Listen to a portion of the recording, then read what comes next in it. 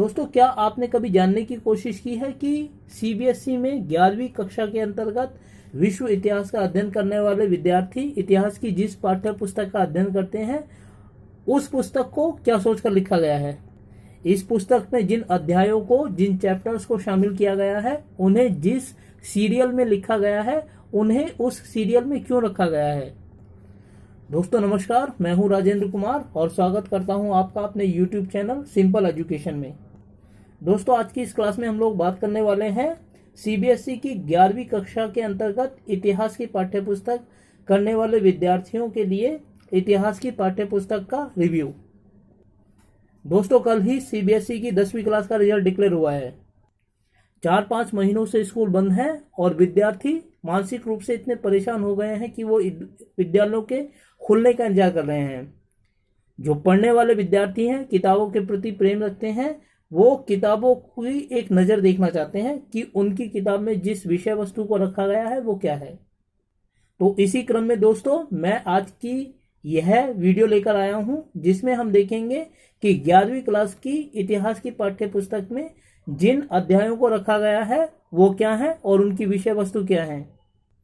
दोस्तों, वीडियो थोड़ी सी लंबी जाएगी क्योंकि यह एक बड़ी पुस्तक है, इसीलिए मैं आपसे अनुरोध करता हूं कि आप शुरू से लेकर अंत तक इस वीडियो को देखें और यदि आपको वीडियो अच्छी लगे तो वीडियो को लाइक करें और मेरे चैनल को सब्सक्राइब करें। लेकिन दोस्तों, वीडियो को शुरू से लेकर अंत तक देखें। दोस्तों, 11वीं क्लास की यह इतिहास की पाठ्य पुस्तक 4 भागों में विभाजित है और इन 4 भागों में विश्व इतिहास के 11 अध्यायों को शामिल किया गया है। बड़ी सोच समझकर विचार विमर्श के बाद इन अध्यायों को इस पाठ्य पुस्तक में शामिल किया गया है और जिस सीरियल में हम इस पुस्तक के अध्यायों का अध्ययन करते हैं वह दिखाता है कि इस किताब को लिखने में एक निरंतरता का, कंटिजेंसी का इस्तेमाल किया गया है। जहां एक अध्याय खत्म होता है वहीं से दूसरा अध्याय शुरू हो जाता है। दोस्तों, किताब का पहले पाठ है समय की शुरुआत से। पाठ्य पुस्तक के इस पहले अध्याय में इस बात का वर्णन एवं विवेचन किया गया है कि धरती पर इंसान ने जब पहला कदम रखा तो उसका जीवन कैसा था। किस तरीके से जानवर से, 4 पैर पर चलने वाले जानवर से 2 पैरों पर चलने वाले इंसान के रूप में इंसान का जैविक विकास हुआ। उसकी जिंदगी जीने का तरीका क्या था, आजीविका के साधन क्या थे और किस तरीके से वो अपने खान पान की व्यवस्था करता था। कैसे अपने भोजन के लिए प्रकृति पर निर्भर रहने वाले जानवर से अपने भोजन का स्वयं उत्पादन करने वाले 2 पैरों पर चलने वाले इंसान के रूप में मानव का जैविक एवं मानसिक विकास हुआ, इस बात की पड़ताल करता है यह अध्याय समय की शुरुआत से। दोस्तों, इस पुस्तक में मानव के इतिहास से संबंधित चार्ल्स डार्विन के कार्य को दिखाया गया है क्योंकि चार्ल्स डार्विन ही वह विद्वान था जिसकी किताब ने, ओरिजिन ऑफ स्पीसीज ने पहली बार इंसान के जीवन को लेकर, शुरुआती इंसान के जीवन को लेकर कुछ कार्य प्रारंभ किए और उसके बाद नए सिरे से मानव इतिहास को लिखे जाने का कार्य आरंभ हुआ।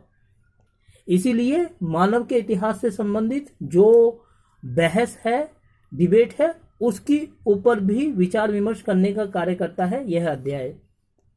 लगभग 20 लाख वर्षों तक पाषाण युग में रहने के बाद इंसान ने जिस पहली सभ्यता का निर्माण किया या जो विश्व में पहली सभ्यता विकसित हुई उसके बारे में बात करता है अध्याय दूसरा, जिसका नाम है लेखन कला और शहरी जीवन। दोस्तों, यह अध्याय मेसोपोटामिया की सभ्यता के बारे में बात करता है क्योंकि मेसोपोटामिया की सभ्यता मानव इतिहास की पहली विकसित सभ्यता मानी जाती है जिसे हम पुरातात्विक और लिखित साक्ष्यों के आधार पर जस्टिफाइड मान सकते हैं। मेसोपोटामिया का यह दूसरा अध्याय बयान करता है उस कहानी को जब पहली बार इंसान ने स्थायी घर बनाकर रहना शुरू किया, जानवरों को पालना शुरू कर दिया था। इंसान की जिंदगी में उसका क्या रोल था, वाणिज्य एवं व्यापार की क्या भूमिका थी और साथ ही किस तरीके से लेखन कला की शुरुआत हुई। क्या ऐसी मजबूरियां थी कि लोगों ने लेखन कला का इस्तेमाल किया और साथ ही अमीरी गरीबी का स्तर क्या उभर आया था मेसोपोटामिया के समाज में। और साथ ही यह है कि संसाधन किस प्रकार के थे, लड़ाइयाँ किस प्रकार होती थी और जब लड़ाइयाँ हो जाती थी, लड़ाई में पूरे के पूरे शहर के शहर नष्ट हो जाते थे, तो किस तरीके से लोग अपने महाकाव्यों के माध्यम से अपने शहरों की यादों को संजो कर रखते थे, इस बात की पड़ताल करने वाला है यह दूसरा अध्याय दोस्तों, जिसका नाम है लेखन कला और शहरी जीवन, जो शुरुआती मेसोपोटामिया की सभ्यता के बारे में विचार विमर्श करता है। उसके बाद अध्याय 3 महाद्वीपों में फैला हुआ साम्राज्य, एक ऐसे रोमन साम्राज्य की बात करता है जहां राजशाही पूरी तरह से उभर कर आ चुकी थी। एक राजा का शासन किस तरीके से एक साथ 3 समानांतर महाद्वीपों में लागू था और किस तरीके से उसके नियमों को, कायदे कानूनों को माना जाता था, इस बात की पड़ताल करने वाला यह अध्याय है दोस्तों, जिसमें हम रोमन साम्राज्य का अध्ययन करते हैं। रोमन साम्राज्य के इस अध्याय में रोमन साम्राज्य को 2 भागों में बांटकर उसका अध्ययन किया गया है, परवर्ती काल और पूर्ववर्ती काल, और साथ ही दिखाया गया है कि रोमन साम्राज्य के 3 खिलाड़ी, राजा, सेना और सीनेट, किस तरीके से साम्राज्य के संचालन में महत्वपूर्ण भूमिका अदा करते थे। दोस्तों उसके बाद यह पुस्तक 4थे अध्याय में प्रवेश करती है और 4थे अध्याय में इस्लाम का उदय और विस्तार के बारे में इस अध्याय में चर्चा की गई है। यह अध्याय दिखाता है कि जिस समय परवर्ती काल में रोमन साम्राज्य विकास करके अवनति की ओर बढ़ रहा था, उसी समय अरब प्रायद्वीप में एक धर्म के रूप में किस तरह से इस्लाम का विस्तार हो रहा था, किस तरह से इस्लाम के उद्भव ने तत्कालीन अरब प्रायद्वीप के समाज को परिवर्तित कर दिया। 3 प्रारंभिक खलीफाओं ने किस तरह से इस्लाम के विस्तार में अपनी भूमिका अदा की और किस तरह से इस्लामी कला एवं संस्कृति ने समाज को परिवर्तित करके रख दिया। साथ ही दोस्तों यह अध्याय इस बात पर भी नजर डालता है कि एक छोटे से धर्म से शुरू होकर, अरब प्रायद्वीप में एक छोटे से धर्म से शुरू होकर किस तरह से इस्लाम ने एक विश्व धर्म का रूप धारण किया, कौन कौन से वो कारक थे जिन्होंने इस्लाम को फैलने में एक महत्वपूर्ण भूमिका निभाई, और किस तरह से वहां के राजवंशों ने, जो शुरुआत में कबीलाई तरीके के थे, किस तरह से एक राजशाही रूप धारण किया। अध्याय 5 दोस्तों यायावर साम्राज्य के बारे में है। तीसरे और चौथे अध्याय में जिस साम्राज्य की बात की गई थी वो दिखाता है कि एक ही स्थान पर बसे हुए लोगों के ऊपर शासन करने वाले राजा के साम्राज्य का क्या मतलब होता है। लेकिन यायावर साम्राज्य में इस बात का वर्णन किया गया है कि क्या घूमते फिरते भी कोई साम्राज्य हो सकता है, क्या कोई राजा ऐसा भी हो सकता है जिसकी जिंदगी पूरी तरीके से घुमंतू की है और फिर भी वो जिस क्षेत्र पर शासन करता है उसका नियंत्रण है, उसको साम्राज्य कहा जाए। दोस्तों यह अध्याय चंगेज खान के यायावर साम्राज्य के बारे में है। ये अध्याय दिखाता है कि एशिया, यूरोप और मध्य एशिया में चंगेज खान के आक्रमण को किस रूप में देखा जाता था और किस तरह से एक निरंकुश अत्याचारी शासन से एक लोकोपकारी शासन के रूप में मंगोलों का शासन स्थापित हुआ। साथ ही मंगोलों की सैनिक व्यवस्था के बारे में और वहां के प्रशासन के बारे में यह अध्याय हमें एक नजर प्रदान करता है। दोस्तों पाठ्य पुस्तक का अध्याय 6 मध्यकालीन यूरोप के सामंती समाज की परिचर्चा करता है, जिसमें यूरोप का समाज 3 वर्गों में विभाजित था। यह अध्याय बताता है कि किस तरह से तत्कालीन यूरोपीय समाज, मध्यकालीन यूरोपीय समाज 3 वर्गों में, पादरी वर्ग, कुलीन वर्ग और कृषक वर्ग में विभाजित था, और किस तरह से तत्कालीन यूरोपीय समाज के ऊपर पादरी वर्ग का, चर्च का वर्चस्व स्थापित था। किस तरह से दूसरे वर्ग के लोग, कुलीन वर्ग के लोग आपस में वैवाहिक और रक्त संबंधों के आधार पर आपस में जुड़े हुए थे और किस तरह से वो एक समान जीवन शैली का उपभोग करते थे। साथ ही यह अध्याय यह भी दिखाता है दोस्तों कि विभिन्न प्रकार के अनैतिक और अपरिभाषित कानूनों के माध्यम से चर्च ने तत्कालीन यूरोपीय समाज में अपने वर्चस्व को स्थापित किया हुआ था। यह वर्चस्व इस प्रकार स्थापित किया गया था कि किसी भी व्यक्ति या संस्था के लिए इन कानूनों को ना मानना और उनका प्रतिरोध करना किसी भी रूप में संभव ही नहीं था। लेकिन बंधे बंधाए यूरोपीय समाज में जब शिक्षा का प्रसार हुआ, शुरुआती यूनिवर्सिटीज खुलने लगी, तो किस तरह से शिक्षा के प्रसार ने, यूनिवर्सिटीज ने चर्च की सत्ता को तोड़ने का काम किया और किस तरह से एक नई संस्कृति उभर कर आई, इस बात का अध्ययन किया गया है अध्याय 7 में, जिसका नाम दिया गया है बदलती हुई सांस्कृतिक परंपराएं। दोस्तों, इस 7वें अध्याय में पुनर्जागरण, मानवतावादी आंदोलनों का वर्णन किया गया है और उन विचारधाराओं को एक साथ रखा गया है जिनके परिणाम स्वरूप चर्च की सत्ता को चुनौती दी गई और चर्च के बंधनों को अपने कंधों से उतारकर फेंक दिया मध्यकालीन यूरोपीय समाज ने। इस अध्याय के अंतर्गत पुनर्जागरण, धर्म सुधार आंदोलन और वैज्ञानिक क्रांतियों का एक साथ अध्ययन किया गया है। ये तीनों वो प्रक्रियाएं थी जिन्होंने मध्यकालीन यूरोपीय समाज में चर्च की ताकत को हिलाकर रख दिया। 700 सालों तक, लगभग 7वीं शताब्दी से 14वीं शताब्दी तक चर्च ने यूरोपीय समाज पर जो अपना दबदबा स्थापित किया हुआ था, किस तरह से इन तीनों आंदोलनों ने, पुनर्जागरण आंदोलन, धर्म सुधार आंदोलन और वैज्ञानिक क्रांति ने किस तरह से चर्च की सत्ता को हिला दिया और किस तरीके से एक नई संस्कृति का उद्भव हुआ यूरोपीय समाज में, इस बात का अध्ययन किया गया है इस 7वें अध्याय में दोस्तों। और इसीलिए इसका नाम बदलती हुई सांस्कृतिक परंपराएं रखा गया है। दोस्तों, एक बार जब मध्यकालीन यूरोप में चर्च की सत्ता के जुए को कंधे से उखाड़कर फेंक दिया गया, उसके बाद कुछ लोगों ने यह जानने की कोशिश की कि आखिर समुद्र के पार कोई दुनिया है भी या नहीं, और अगर है तो वहां लोग किस तरीके से जिंदगी जीते हैं। इस बात की पड़ताल करता है यह 8वां अध्याय, जिसका नाम है संस्कृतियों का टकराव।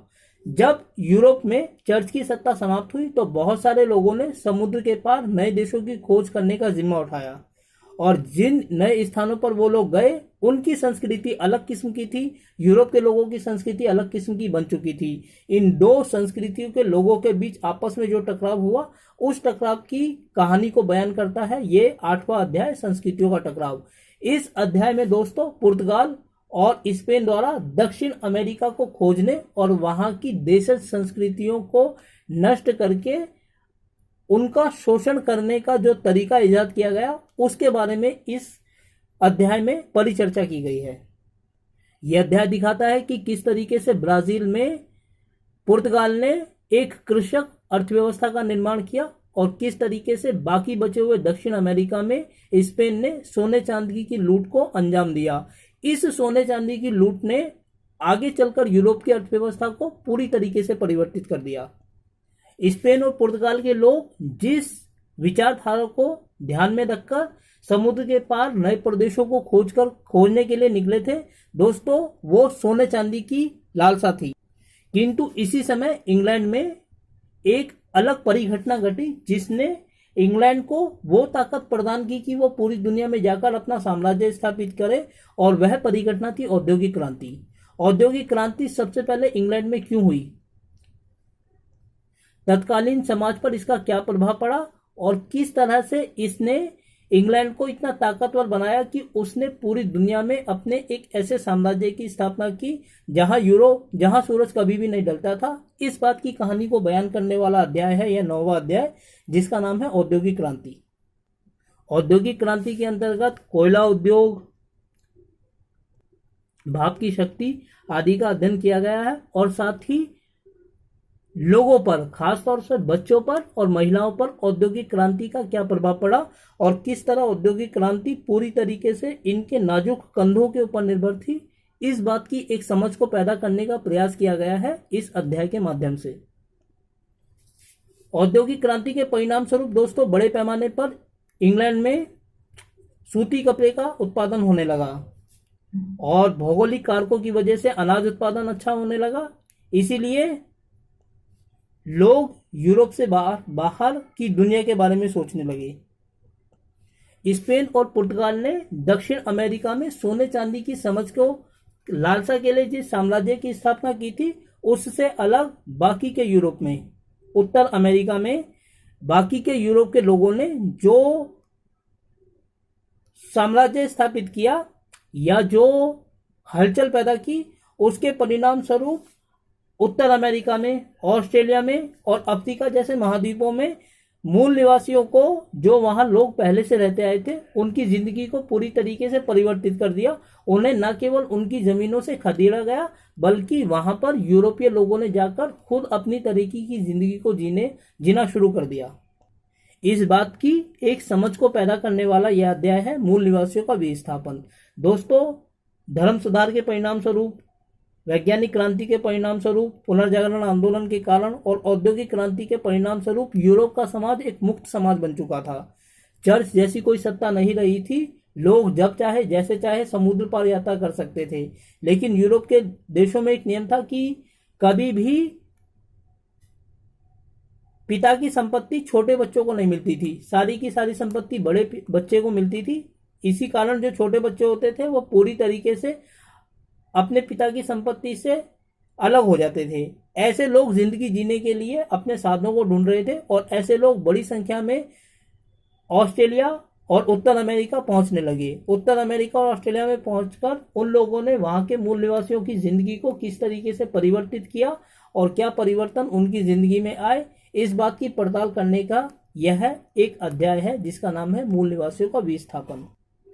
धर्म सुधार, आधुनिकीकरण और विकास की ये बातें सिर्फ यूरोप तक ही सिमटी हुई नहीं थी, बल्कि यूरोप से आगे निकलकर यह परिकल्पना या परिघटना एशिया के देशों तक भी पहुंची। इसीलिए आधुनिकीकरण के रास्ते वाले इस 11वें अध्याय में चीन और जापान की कहानी को बयान किया गया है, क्योंकि चीन और जापान दोनों एक ही समय अपनी विकास की यात्रा को शुरू करते हैं, परंतु जापान एशिया के एकमात्र विकसित देश के रूप में स्थापित होता है। कैसे वो स्थापित होता है, किस तरीके से उसने अपनी अर्थव्यवस्था को एक नया रूप दिया, और चीन और जापान ने क्यों लंबे समय तक अपने आप को बंद अर्थव्यवस्थाओं के रूप में स्थापित किया रखा। एक बार जब उनकी अर्थव्यवस्थाएं खुली तो किस तरीके से वहां पर विकास को अपनाया गया। अर्थव्यवस्था खुलने के बाद दोनों के रास्ते किस तरीके से अलग अलग हुए, इस बात की पड़ताल करने वाला यह अध्याय है दोस्तों, जिसका नाम है आधुनिकीकरण के रास्ते, जिसमें 19वीं और 20वीं शताब्दी के चीन और जापान के इतिहास की जड़ों को खंगाला गया है। यह अध्याय दिखाता है कि आधुनिकीकरण का एकमात्र रास्ता वही नहीं है जो यूरोप में अपनाया गया, बल्कि आधुनिकीकरण का एक रास्ता वह भी था जो यूरोप से बाहर एशिया में जापान के द्वारा अपनाया गया। दोस्तों, विश्व इतिहास के इन 11 अध्यायों में एक निरंतरता झलकती है। एक के बाद जिस अध्याय को आना चाहिए वह इनमें शामिल किए गए हैं। ऐसा नहीं है कि विश्व में सिर्फ जिस समय इन अध्यायों को रखा गया और कोई परिघटना नहीं हुई। दोस्तों, महत्वपूर्ण परिघटना एक ही समय में विश्व के अलग अलग भागों में हुई, परंतु जो अध्याय ज्यादा महत्वपूर्ण लगे, जिन बिंदुओं का विस्तार से अध्ययन करने के लिए जरूरी है, उनको एक अध्याय के रूप में यहाँ पर प्रस्तुत किया गया है। अध्याय को शुरू करने से पहले ब्रीफ में इस बात को समझाया गया है कि एक ही समय दुनिया के अलग अलग भागों में क्या क्या परिघटनाएं घट रही थी। उदाहरण के लिए दोस्तों, हम इस पेज पर देख सकते हैं जो एनसीईआरटी की पेज नंबर 190 पर है। इसमें 720 से 730 के बीच अफ्रीका और यूरोप के बारे में बताया गया है कि एक ही समय में कौन कौन सी परिघटनाएं इन दोनों महाद्वीपों में हो रही थी। परंतु अध्याय के रूप में जिस विषय वस्तु को हमें हमारे सामने प्रस्तुत किया गया है वह बाकी परिघटनाओं की अपेक्षा ज्यादा महत्वपूर्ण था, इसीलिए हमारे सामने इस अध्याय को प्रस्तुत किया गया। तो दोस्तों, ये है 11वीं क्लास की इतिहास की पाठ्य पुस्तक का पुनर्मूल्यांकन या review of 11th class history book. मैं उम्मीद करता हूं कि आपको यह वीडियो अच्छी लगी होगी, और साथ ही यह अनुरोध करता हूं कि अगर वीडियो अच्छी लगी तो वीडियो को लाइक करें और चैनल को सब्सक्राइब करें। दोस्तों, इसके बाद मैं आपके लिए इस पाठ्य पुस्तक में जो पाठ शामिल किए गए हैं उनकी अलग अलग वीडियोस लेकर आऊंगा, जिसमें एक एक तथ्य का बड़ी बारीकी से अवलोकन किया जाएगा। धन्यवाद।